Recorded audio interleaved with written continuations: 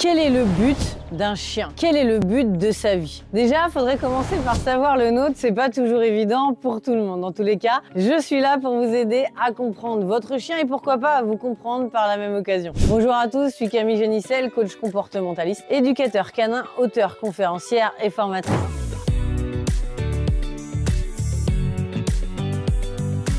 Et j'utilise les dernières avancées scientifiques pour vous donner des méthodes ultra puissantes et ultra naturelles pour mieux comprendre vos animaux et surtout établir un rapport de confiance et d'amour avec eux, loin de tout ce qui est domination et soumission. On va balayer tout ça. Alors, pourquoi et surtout comment votre chien peut avoir un but dans la vie? Ça, c'est extrêmement important. Quel est le but d'un chien? On me demande souvent, mais quel est son but? Pourquoi il fait ça? Qu'est-ce qu'il a à faire tel ou tel type de comportement? Alors bien souvent, on entend ces histoires de domination et de soumission. Je vous rassure, vous pouvez d'ores et déjà les mettre à la poubelle. Alors bien sûr, il faut quand même un minimum de règles de vie, comme avec un enfant. Si je peux comparer ainsi, vous commencez à avoir l'habitude. Mais c'est très important parce que c'est beaucoup plus parlant pour nous êtres humains lorsque l'on compare à un autre être humain. Donc voilà pourquoi je fais ce genre de comparaison. Et surtout, il faut le redire quand même, nous sommes aussi des animaux et donc on se ressemble et on a quand même des points communs. Ce qui me permet de pouvoir faire ce genre de comparaison et de dire mais en fait, avec un enfant, quel est le but d'un enfant? Eh bien tout simplement d'apprendre des choses, de partager des moments avec nous, des moments positifs,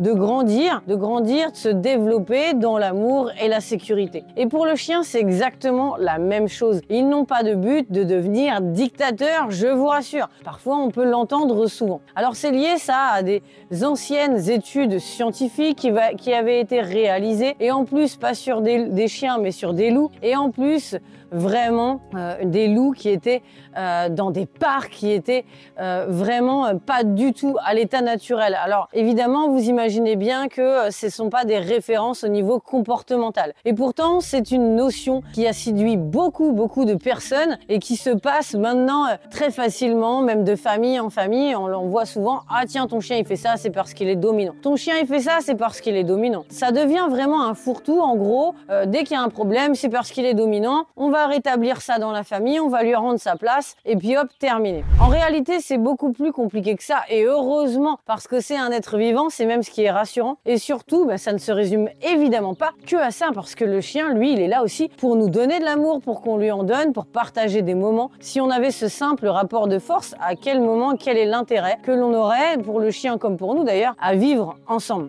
Alors, sachez quand même que les histoires de domination, soumission, si ce qu'on veut dire par là, ça peut être par exemple d'imposer certaines règles de vie à la maison. Alors là, je suis d'accord évidemment parce que sinon c'est le bazar complet. Il s'agit pas de dire oui à tout et pour tout le temps, comme ça, n'importe comment, juste pour être dans le positif. C'est pas ça que je veux dire. Ce que je veux dire, c'est qu'il faut évidemment un certain cadre. Au contraire, c'est même ce qui va sécuriser le chien ou l'enfant dans certains cas pour continuer la comparaison. C'est comme ça qu'on se sent en sécurité. Si on n'a pas de limite, évidemment, ça déborde. On n'aura pas de limite plus tard dans notre construction non plus. Pour le chien, c'est exactement pareil. Je rappelle quand même que même si ce sont des chiens, nous les adoptons petits, voire bébés. Ils vont grandir, devenir enfants et devenir adultes. La seule différence avec les enfants, c'est qu'une fois qu'ils sont adultes, ils ne quittent pas notre famille pour pouvoir aller vivre leur propre vie et construire leur propre famille. Et pourtant, dans la nature, normalement, c'est ce qui se passe. Donc ça veut dire quoi? C'est-à-dire que les chiens, eh bien, on les maintient à un stade un peu enfant,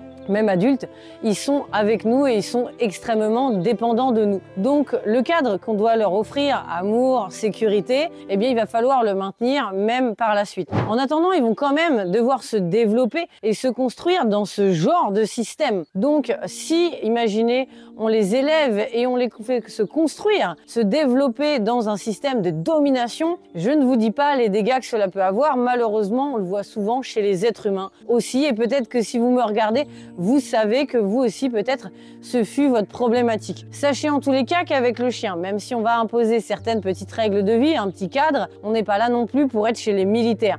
Et c'est là le problème. En réalité, votre chien, lui, a besoin d'amour et donc son but n'est pas de devenir le dominant de la famille comme on peut voir ou entendre régulièrement. Et donc, comme par hasard, il va falloir lutter contre lui toute notre vie pour pas qu'il devienne notre chef ou notre dominant parce que lui, c'est son seul et unique but. Non, mais il faut arrêter un petit peu clairement, hein. C'est pas son seul et unique but, sinon il serait pas là, il ferait autrement, il ferait autre chose. Son but à lui, c'est tout simplement de partager des bons moments avec nous. Alors évidemment, hein, comme les enfants, je continue de comparer, si bien sûr on lâche un peu, certains chiens vont prendre un peu plus. Et alors, il n'y a rien d'extraordinaire là-dedans, tous les êtres vivants font ça. Donc quel est le but d'un chien? Eh bien c'est tout simplement de partager des bons moments avec nous, mais évidemment avec un rapport de confiance et d'amour. Et surtout, souvent ils essayent, mais comme ils peuvent, de s'exprimer un maximum. Croyez-moi, ça a l'air d'être vraiment compliqué que d'être dans un corps de chien, de comprendre beaucoup de choses, de vouloir dire beaucoup de choses et en quelque sorte presque d'être enfermé dans son corps et de ne pas pouvoir parler ou s'exprimer. Un petit peu comme peuvent le ressentir sûrement les nourrissons. Alors, il faut l'aider.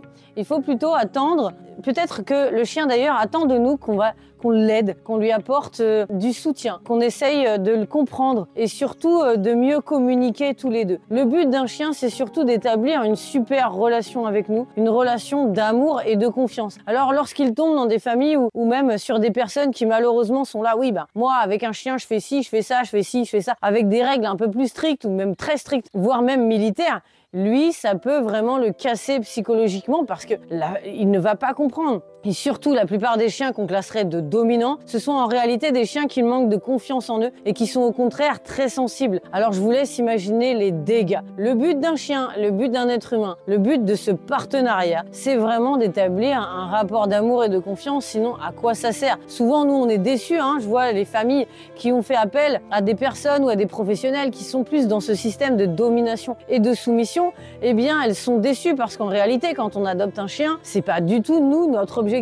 Je vous rassure, au final, c'est pas du tout l'objectif du chien non plus, en fait. Nous, notre objectif, c'est de vraiment lui faire des câlins, d'être gentil avec lui, etc. Et quand on entend que, en fait, va falloir être dur, va falloir le mettre à sa place de chien, soi-disant le faire manger après nous, etc., c'est quelque chose qui est assez difficile pour les êtres humains à mettre en place parce que pour nous, c'est pas du tout notre objectif. Et comme c'est pas non plus, très honnêtement, l'objectif du chien de devenir le chef de la maison absolument, rassurez-vous, vous ne vous embêtez pas avec tout ça. Juste, prenez quelques petites règles de vie quand même sans laisser faire n'importe quoi, un maximum de sécurité, un maximum d'amour et surtout un maximum de points positifs en augmentant votre jauge positive avec votre chien. Et vous verrez sans problème que vous pourrez mieux comprendre votre chien, qu'il vous comprendra beaucoup mieux et surtout cela vous permettra d'établir une meilleure relation et forcément mieux vous faire obéir. En attendant, si vous aussi, c'est ce que vous avez remarqué avec votre chien, vous avez un chien qui est super cool, et vous en faites ce que vous voulez parce que vous lui apportez beaucoup d'amour,